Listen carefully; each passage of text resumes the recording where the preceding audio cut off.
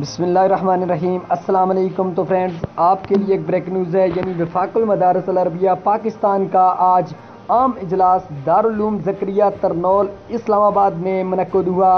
جس میں مجلس شورا اور مجلس عمومی کے تاریخ ساز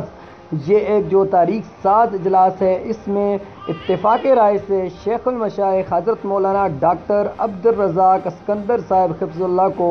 صدر اور حضرت مولانا قاری حنیف جلندری صاحب کو اگلی دستوری مدت یعنی 5 سال کے لیے ناظم اعلیٰ منتخب کر لیا گیا ہے۔ اور یہ اجلاس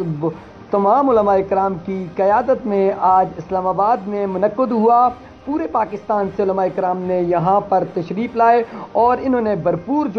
اپنی اس قیادت پر اتفاق رائے سے اظہار کرتے ہوئے کہا کہ ہمیں یقین ہے اور یہ حضرات